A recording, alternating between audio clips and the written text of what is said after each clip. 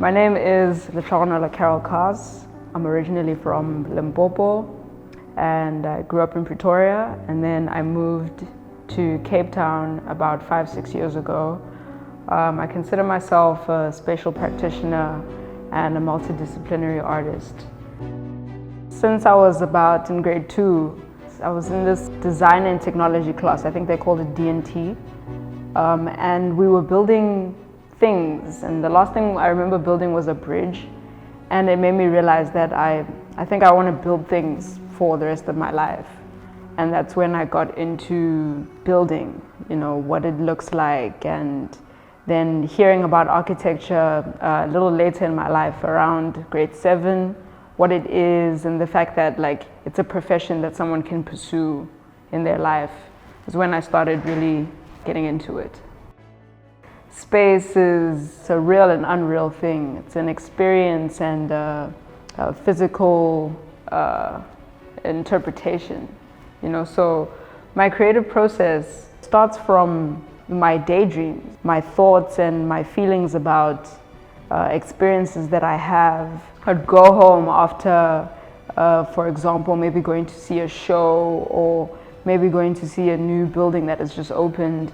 Start sketching and model making mostly because it helps me understand space and how to put things together more than the drawing.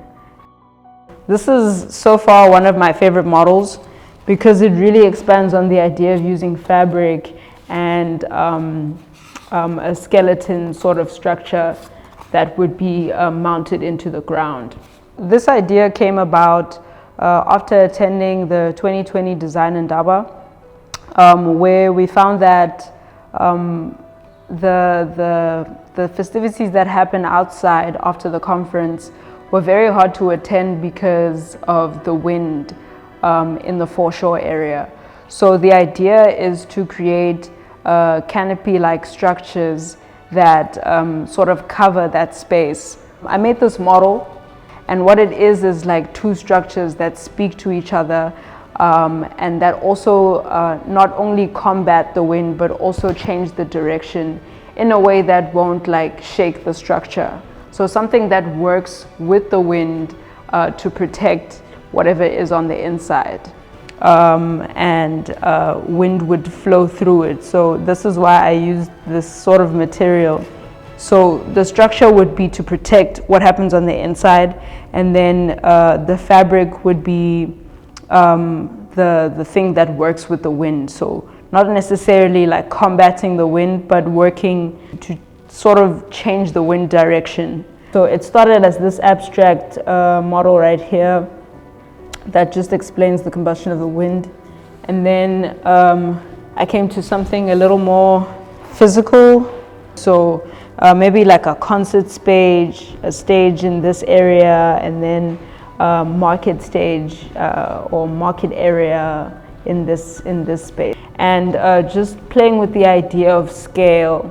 A person would be very, very tiny in this. So this huge structure that sort of protects them from the forces of the wind, and then also invites them to interact with the structure, what happens on the inside, how does this wind flow, so I'm in the process of developing precedents for this sort of project.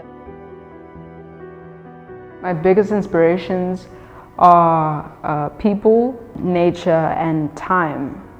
People because that's what we make things for. That's why we're alive. That's why things like design and architecture exist, because people need to be sheltered, or people need experiences in order to create more. Nature because it's eternal. It's all we know. It's a part of our lives. It's the only reason we're alive. Things grow and die and change, and the consistency of that is very inspiring. And then time.